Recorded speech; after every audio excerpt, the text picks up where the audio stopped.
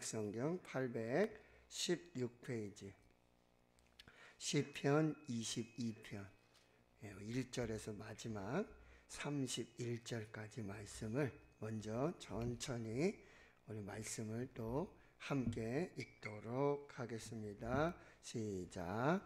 내 하나님이여, 내 하나님이여, 어찌 나를 버리셨나이까? 어찌 나를 멀리하여 돕지 아니하시오며 내 신음소리를 듣지 아니하시나이까? 내 하나님이여, 내가 낮에도 부르짖고 밤에도 잠잠하지 아니하오나 응답하지 아니하시나이다. 이스라엘의 찬송 중에 계시는 주여, 주는 거룩하시니이다. 우리 조상들이 주께 의뢰하고 의뢰하였으므로 그들을 건지셨나이다. 그들이 주께 부르짖어 구원을 얻고 주께 의뢰하여 수치를 당하지 아니하였나이다. 나는 벌레요 사람이 아니라 사람의 비방거리요 백성의 조롱거리니이다. 나를 보는 자는 다 나를 비웃으며 입술을 삐죽거리고 머리를 흔들며 말하되 내가 여호와께 의탁하니 구원하실걸, 그를 기뻐하시니 건지실걸 하나이다.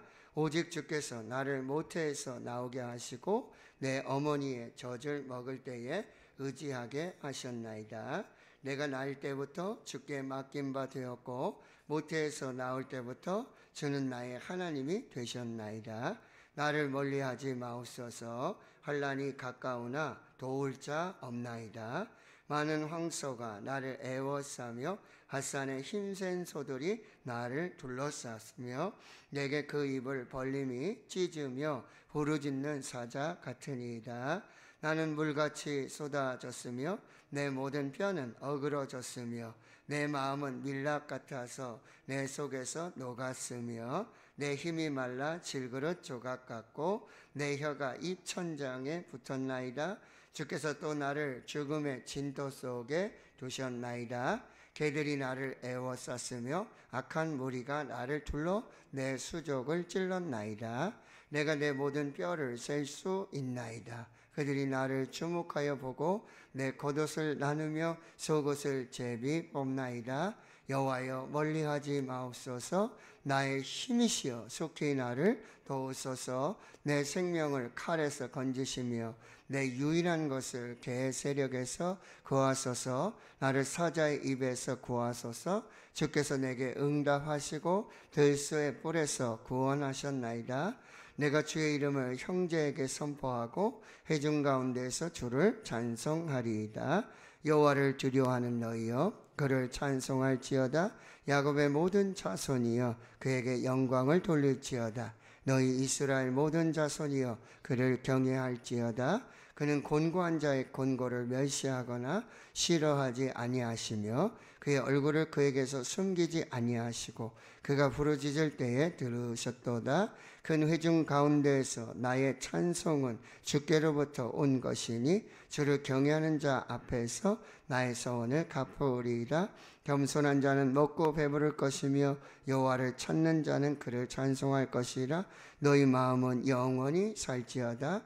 땅의 모든 끝이 여호와를 기억하고 돌아오며 모든 나라의 모든 족속이 주의 앞에 예배하리니 나라는 여호와의 것이요 여호와는 모든 나라의 주제심이로다. 세상의 모든 풍성한 자가 먹고 경배할 것이요 진토 속으로 내려가는 자 곧 자기 영혼을 살리지 못할 자도 다 그 앞에 절하리로다. 후손이 그를 섬길 것이요 대대의 주를 전할 것이며 와서 그의 공의를 태어날 백성에게 전하며 주께서 이를 행하셨다 할 것이로다.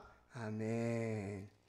자, 오늘부터 이제 4월에는요 시편의 말씀, 그래서 전체 주제는 내 영혼의 노래, 내 영혼의 찬양이라는 주제로요. 그래서 고통 속에 부르는 노래, 시편 22편의 말씀을 살펴보겠습니다. 여러분, 시편 22편은 여러분 잘 아시겠지만 바로 예수 그리스도의 순환을 아주 잘 예언해 준, 오늘 22편의 지은이는 다윗의 시입니다. 그럼에도 불구하고 이 시는 예수님께서 십자가 위에서 엘리 엘리 라마 사박다니, 나의 하나님 나의 하나님 어찌하여 나를 버리셨나이까. 여기 22편 1절에 나온 그 말씀을 인용해서 그 고통 중에 예수님께 하나님께 기도하신 거죠. 그 찬양입니다. 예수님은 시편을 굉장히 많이 사랑하셨어요. 시편을 너무나 사랑하시고, 그리고 제자들과 만찬을 하시고 이제 겟세마네 동산으로 가시는 그 기도를 시내를 건너시는 그 과정 속에서 찬송하며 가시는데, 바로 이 시편 118편 이하의 그 말씀들을 찬송을 부르시면서, 그러니까 이 시편은 여러분 시이며 동시에 뭐죠? 찬양입니다. 찬송입니다.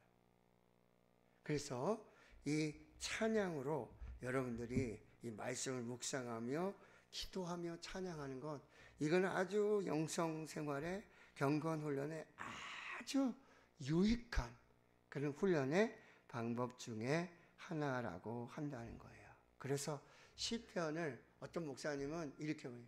예수의 노래였다. 예수의 노래.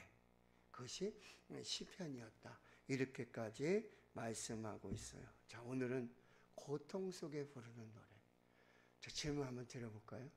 그럼 고통 속에 노래가 나옵니까? 한숨이 나오고 신음이 나옵니까?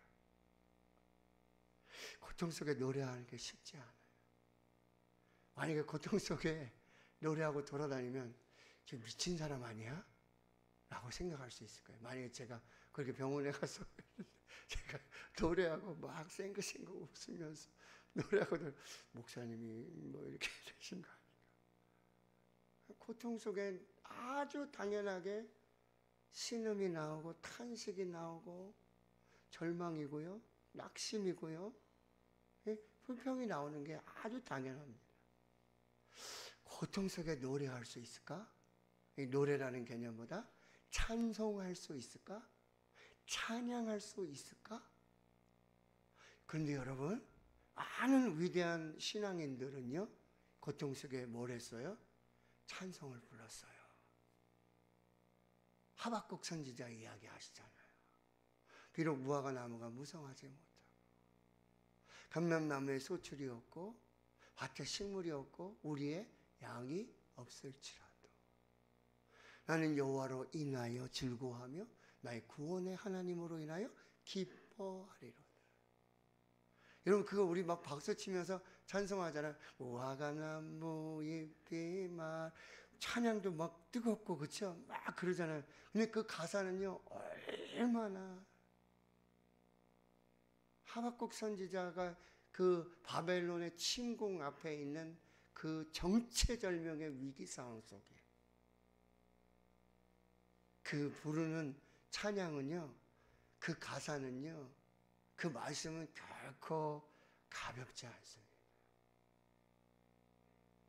예수님도 여러분 십자가 위에서 찬송을 부르셨어요. 찬양을 하셨어요. 멸시를 받고 조롱을 받고 채찍에 맞고 침뱉음을 받고 돌아온 사람들이 손가락질을 합니다. 예, 손가락질을 하죠. 너는 왜 구원하지 못하지? 너도 좀 구원해보지. 십자가에서 내려와 보지. 그럼 내가 하나님인 줄 내가 믿겠는데? 근데 예수님이 거기서 찬송을 부르시고 찬양을 하시고, 바울과 실라 얘기를 아시잖아요. 사도행전 16장에 보면 빌립보에서 막 복음을 전하고 전도를 하는데 결국 옥에 잡혀가지고 매를 아주 두들겨 맞고 한밤중에 깊은 옥에 착고에 묶이고요, 옥문 다 갇히고요, 한밤중에 정말 온몸의 고통이에요. 말할 수가 없어요. 잠을 자려고 해도 고통 속에 잘 수가 없어요. 근데 그때 바울과 실라가 뭐 했다 그랬죠? 찬송하고 기도할 때 옥문이 열리고 착고가 풀어지고. 여러분, 근데 바울과 실라만 그렇게 구원받은 게 아니라 거기 있던 모든 죄수들이 다 구원을 받는, 이게 찬송의 기적입니다. 자, 고통 중에, 이 고난 중에 과연 하나님으로부터 버림을 받았고 하나님으로부터 이 무관심, 듣지 않으시는, 그리고 사람에게 멸시받고 조롱받고 침뱉는 이런 상황 속에 우리는 어떻게 해야 될까? 노래할 수 있을까? 찬양할 수 있을까? 이것이 우리 인생에도 아주 중요한 질문이고 의문이 될 수 있다라고 하는 거죠. 자, 그럼 우리가 첫 번째 받아야 될 메시지는 바로 이 고통은 우리 인생의 삶의 일부분이라는 거죠. 고통이라는 것은 우리 인생의 삶의 한 부분이라는 거예요. 이사야 45장 7절의 말씀, 하나님은 빛도 짓고 어두움도 짓고 평안도 짓고 또 고난도 지으셨다고 말씀하세요. 우리 인생의 삶에 빛이 있고 어둠이 있고 음양이 있듯이 우리 인생에 꼭 함께 공존하는 것 중에 하나가 뭐죠? 이 고난이라고 하는 거예요. 고통이라고 하는 거예요. 그래서 인생을 뭐예요? 생로병사라 그래요. 태어나고 늙고 병들고 죽고. 인생은 또 뭐예요? 고해라고 합니다. 고난의 바다를 지나가는 거와 똑같다라고 그렇게 이야기하고 있다라고 하는 거죠. 오늘 1절 2절을 보세요. 내 하나님이여 내 하나님이여 어찌하여 나를 버리셨나이까? 어찌 나를 멀리하여 돕지 아니하시오며 내 신음소리를 듣지 아니하시나이까? 여러분 얼마나 간절하면 지금 하나님을 두 번이나 계속해서 부르는 거예요. 그리고 나의 하나님, 나의 하나님, 나의 하나님, 나의 하나님. 첫째, 나를 왜 버리셨습니까? 그런 이제 경험을 하고 있는 거예요, 지금. 하나님은 세상 끝날까지 우리와 함께 하시겠다고 임마누엘을 약속을 하셨지만, 그러나 우리 인생의 고난 앞에는 하나님이 나를 버리셨구나. 나를 버리셨구나. 이런 고난 앞에 서게 되고요. 하나님이 나를 멀리하여 돕지 아니하신다. 하나님 멀리 계시는 거예요. 아무리 불러도, 아무리 하나님이 찾아도. 욥이 고백하는 거죠. 내가 앞으로 가도 배울 수 없고 뒤로 가도 만날 수 없고 우편에서 일하시나 만날 수가 없고 좌편으로 하나님을 찾고 찾지만 만날 수가 없다. 그런 하나님의 부재, 그런 고통 속에 우리는 직면하게 되고요. 내 신음소리를 듣지 아니하시나이까? 하나님 왜 내 신음소리는 듣지 않으십니까? 라는 그런 우리의 고난 상황 속에 있게 되는 거죠. 근데 2절에 보면은 여러분, 이 고난당하는 이 다윗이, 이 시편의 기자가 그냥 가만히 있었나요? 보세요. 내 하나님이여 내가 낮에도 부르짖고 밤에도 잠잠하지 않았습니다. 계속해서 하나님을 찾고 하나님께 기도하고 낮이나 밤이나 하나님 뵙기를 그렇게 기도하지만 뭐요? 응답하지 않으셨습니다. 자, 이 상황을 여러분 보십시오. 6절에서 8절을 볼까요? 6절에서 8절. 그러니 이 시편 기자 다윗은 이렇게 고백하는 거예요. 나는 벌레요, 사람이 아니다. 나는 벌레만도 못합니다. 나는 사람이 아닙니다. 사람의 비방거리, 백성의 조롱거리가 되고 말았습니다. 나를 보는 자는 다 나를 비웃고 입술을 비축거리고 머리를 흔들며, 그가 여호와 하나님께 의탁하는데, 그렇게 하나님을 찾는데 하나님이 구원하시겠지? 하나님 기뻐하시겠지? 이게 뭐야? 조롱이에요. 멸시고요. 얼마나 수곤수곤 되는지. 지금 이런 고난을 당하고 있는 모습이죠. 12절에서 여러분 18절까지 보실까요? 많은 황소가 나를 에워싸며. 여러분, 황소 같은, 이런 내가 제어할 수 없는, 내가 감당할 수 없는 그런 지금 뭐예요? 그런 힘에 그 앞에 그렇게 지금 있게 되고요. 바산의 힘센 소들이 나를 둘러싸고. 그 소를 이길 수 있을까요? 그 황소를요? 막 스페인에 가면 뭐 투우도 막 이렇게 투우사들이 있는데 그거 막 바치잖아요, 그죠? 뿔에 바치고 막 해가지고 막 그러는데, 자 13절에 내게 그 입을 벌림이 찢으며 부르짖는 사자가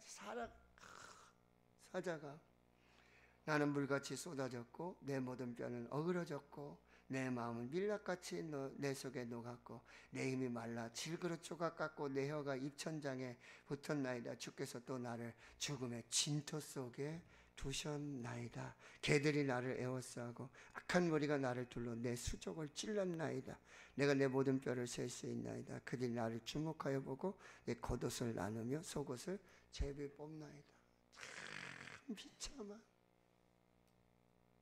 정말 감당하기 어려워. 근데 이 말씀은 다 예수님, 그쵸?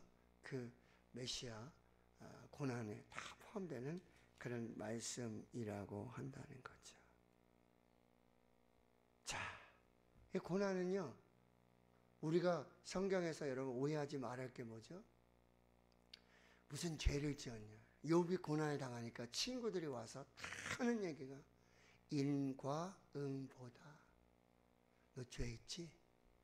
너도 모르사에 죄를 지었지? 그 빨리 고백해. 이렇게 고난을 다 죄의 결과로, 그 고난 중에 뭐 질병이 오든지 뭐 사업이 망하든지 가정이 파탄이 나든지 관계가 어찌 되든지 이거를 다 뭐요? 죄의 결과로 이렇게 이야기하는 그런 많은 사람들이 있다라고 하는 것입니다. 근데 여러분 이 상황 속에 우리가 이제 고백해야 될 것, 그리고 고난을 당하면서도 우리도 항상 하나님께 질문해요. 왜 나만 겪는 고난이냐고. 왜 나에게 이런 고통이 있나요? 왜 내가 고통을 받아야 되나요? 왜? 그런데 여러분 그때 고통의 이유를 묻지 마시고 고통의 의미를 살피셔야 돼요. 요한복음 9장에는 제자들과 예수님이 가는데 저기 남은 자부터 눈먼 자, 이게 누구의 죄 때문입니까? 물어보잖아요. 예수님 뭐라 그래요? 부모의 죄도 아니고 그의 죄도 아니고 그에게서 하나님이 하시고자 하는 일을 나타내려 하십니다.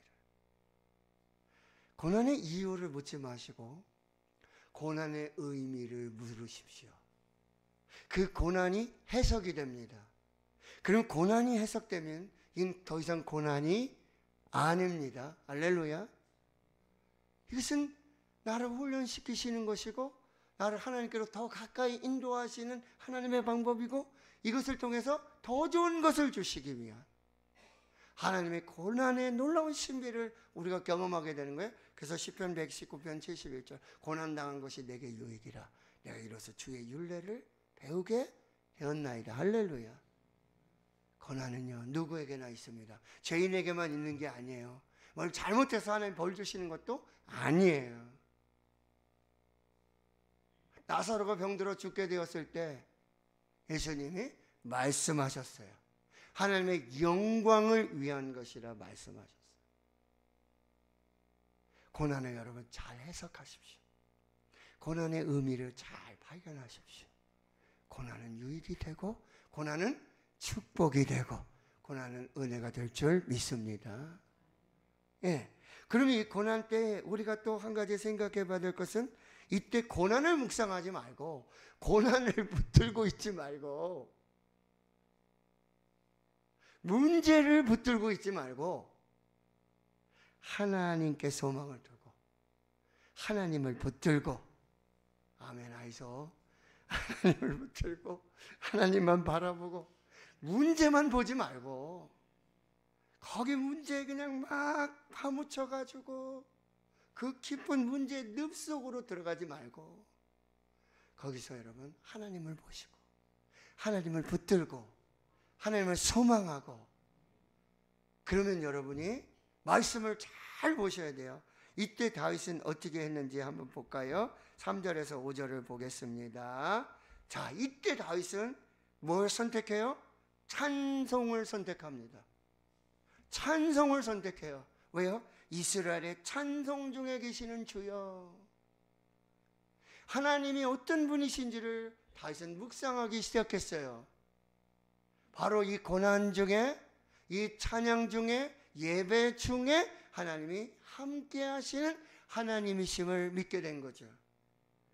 주는 거룩하신 하나님을 묵상하게 됐고, 또 4절은 어떻게 해요? 그 조상적부터 하나님이 행하셨던 그 하나님을 계속해서 묵상해요. 조상들이 어떻게 했어요? 주를 의뢰하고 의뢰했을 때 하나님이 건져주셨다는 사실을 기억하고요. 5절에 그 조상들이 주께 부르짖어 그리했을 때 하나님의 구원을 주셨고, 주님께 의뢰할 때 수치를 당하지 아니하게 하셨던 그 하나님을 묵상하기 시작합니다.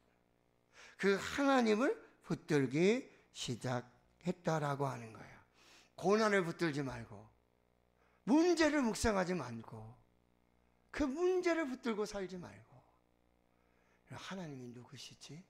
하나님이 어떤 분이시지? 하나님이 어떻게 하셨지? 뭐 조상적 거 이거 볼 필요도 없어요. 여러분, 저와 여러분의 인생을 잘 보세요. 하나님의 고통 중에 어떻게 하셨는지를 잘 보세요.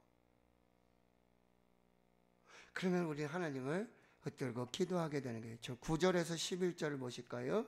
자, 하나님은 어떻게 하십니까? 나를 모태에서 나오게 하셨다. 할렐루야. 하나님이 저와 여러분을 이 세상에 생명을 주신 분이 하나님이십니다. 할렐루야.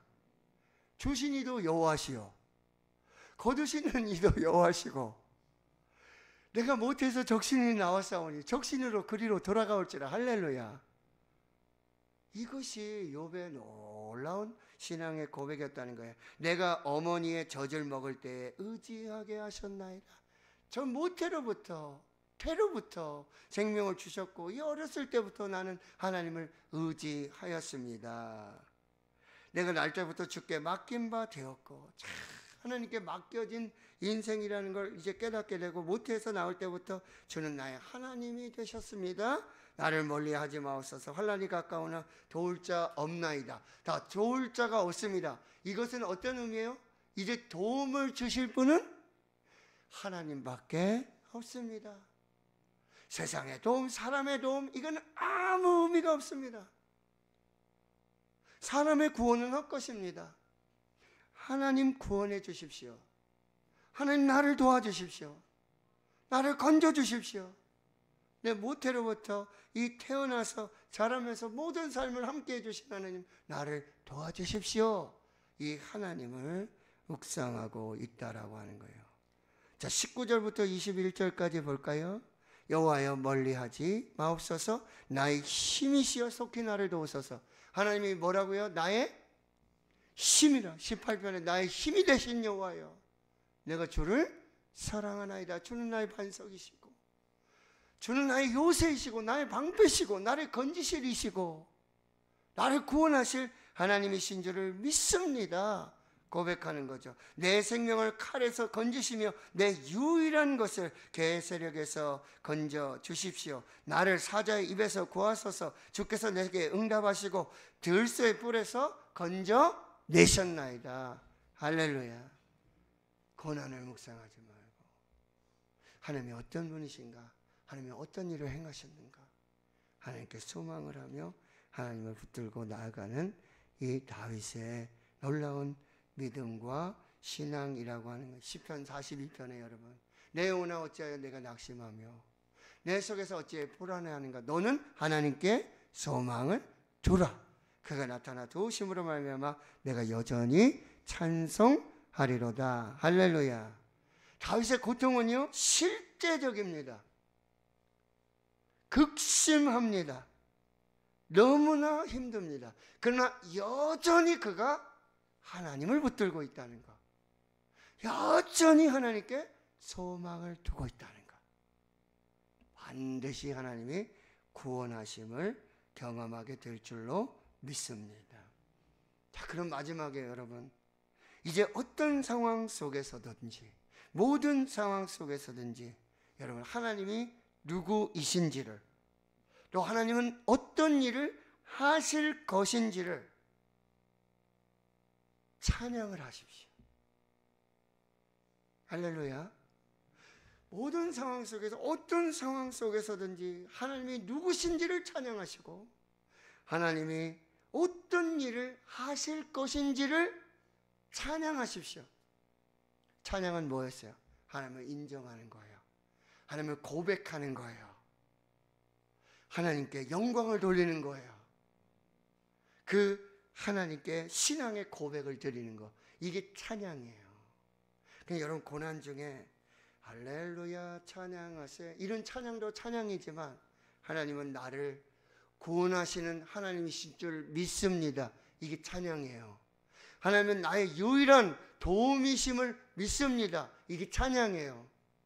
하나님께서 이 환난에서 나를 구원해 주실 줄을 믿습니다.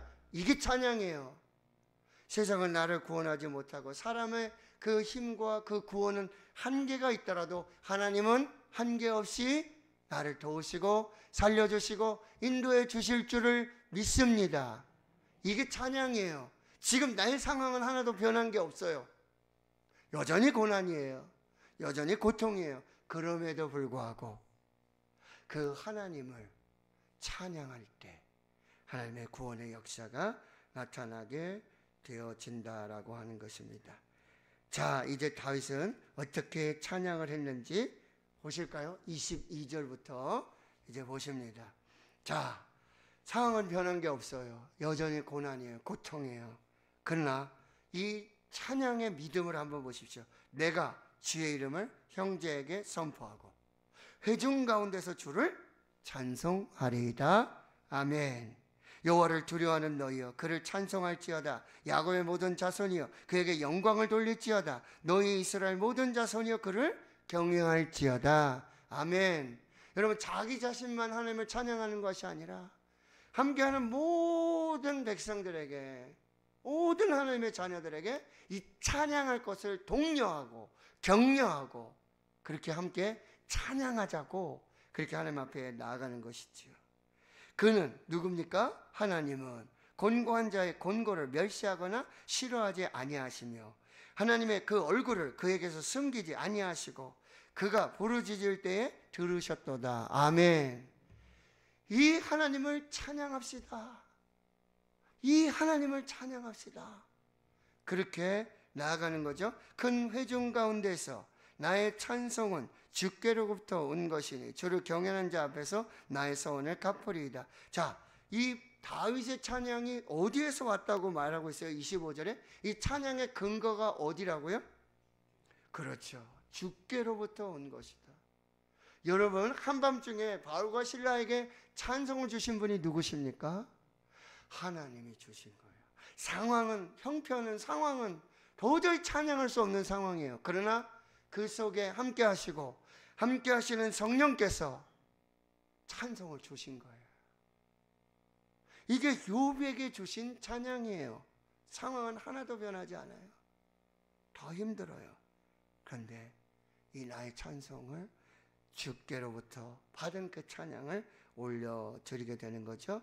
겸손한 자는 먹고 배부를 것이며 여호와를 찾는 자는 그를 찬송할 것이라. 너희 마음은 영원히 살지어다. 자, 27절 28절 시작. 땅의 모든 끝이 여호와를 기억하고 돌아오며 모든 나라의 모든 족속이 주의 앞에 예배하리니 나라는 여호와의 것이요 여호와는 모든 나라의 주제심이로다. 아멘. 여러분, 모든 상황 속에서 하나님이 누구이신지를 찬양하고 하나님이 어떻게 행하실지를 찬양하고 그러면 하나님의 구원의 역사, 은혜의 역사가 시작된다라고 하는 거예요.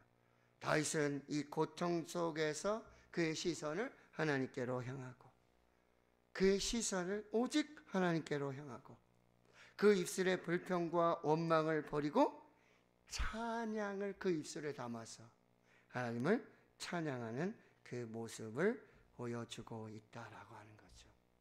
역대 20장에 보면 여호사밧 왕이 있는데 4개국이 이 유다를 침공하러 올 때 여호사밧 왕이 백성들을 모으고 제사장들을 모으고 오직 주님만 바라봅니다 하고 전쟁에 나가기 전에 찬양대를 세웁니다.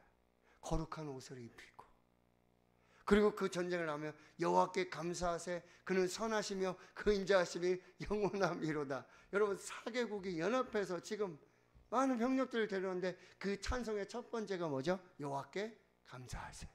그는 선하시며 그 인자하심이 영원함이로다. 그 찬송이 시작할 때요, 하나님께서 천군 천사를 보내셔서 그 모든 적들을 다 물리치십니다. 그리고 그 골짜기에 3일 동안 그 전리품을 거두는 역사를 자기들끼리 싸우고요. 그래서 그 골짜기를 뭐래요?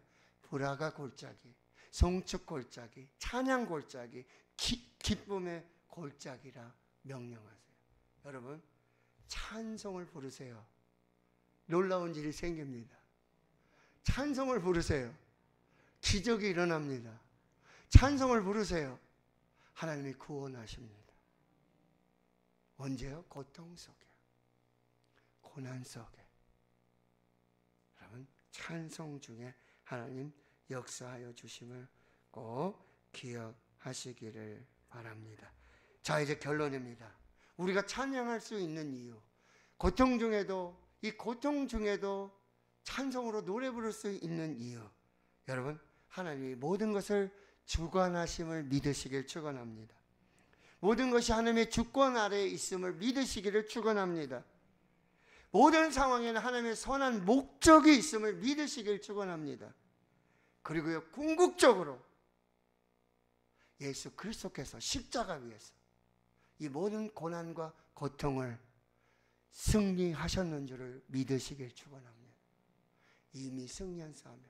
저는 스포츠를 너무 좋아해요. 축구도 좋아하고 야구도 좋아하고 배구도 좋아하고 하는데, 언제 가장 기쁘게 경기를 보는 줄 아세요? 이제 생중계를 보면 막 1분 1초 막 시선을 뗄 수가 없잖아요. 이기고 있어도 불안하고 지면 안 되고 막 이러잖아요. 그렇죠? 근데 제가 정말 마음 확 놓고 정말 소파에서 뭐 먹으면서 뭐 전화하면서 신경도 안 쓰고 하면서 보는 경기가 있어요. 뭔지 아세요? 에? 뭐라고 얘기하실 것 같은데. 공소연, 어떤 경기를 볼 때? 이미 이긴 경기를 볼 때, 이미 이긴 경기를 볼 때는요, 하나도 걱정 안 해요. 지고 있어도 하나도 걱정 안 해요. 왜? 나중에 이겼거든. 이미 이긴 경기야. 하나도 걱정을 안 해요. 얼마나 재밌는지 몰라. 그래요, 공격해라. 지금은 진다. 근데 우리 이겼다. 끝내 이겼다. 여러분, 하나님께서 예수 그리스도 통해서 이미 승리하셨습니다. 이미 승리하셨습니다. 그럼 우린 찬양을 부를 수 있어요. 찬송 부르며 고통 중에 이 하나님의 은혜를 살게 되는 줄을 믿습니다. 자, 마지막에 하나만 더 살펴볼게요. 베드로전서 4장, 신약성경 베드로전서 4장, 신약성경 381페이지, 베드로전서 4장 12절 이하의 말씀. 자, 이 말씀이 여러분에게 주시는 또 메시지가 되었으면 좋겠습니다. 자, 우리가 고난을 당해도 예수 그리스도를 위한 고난, 예수 때문에 당하는 고난, 복음 때문에 당하는 고난, 요거를 여러분 한번 잘 보셔야 돼요. 베드로전서 4장 12절, 자, 사랑하는 자들아, 너희를 연단하려고 오는 불시험을 이상한 일 당하는 것 같이 이상히 여기지 말고. 할렐루야. 이상하게 여기지 마세요. 이상하네 하면 안 돼요. 왜요? 자, 13절에 보세요. 오히려 너희가 그리스도의 고난에 참여하는 것으로 즐거워하라. 할렐루야. 이는 그의 영광을 나타내실 때에 너희로 즐거워하고 기뻐하게 하려 함이라. 너희가 그리스도의 이름으로 치욕을 당하면 복 있는 자로다. 영광의 영, 곧 하나님의 영이 너희 위에 계심이라. 아멘. 그러니 너희 중에 누구든지 살인이나 도둑질이나 악행이나 남의 일을 간섭하는 자로 고난은 받지 말고. 그거는요, 당연히 고난 받아야 돼요. 이런 일을 한 사람은 고난 받아야 돼요. 근데 만일 16절 그리스도인으로, 예수 때문에, 복음 때문에 고난을 받으면, 자, 전도하다가 고난을 받았어요. 어떻게 해야 돼요? 같이 싸워야 돼요?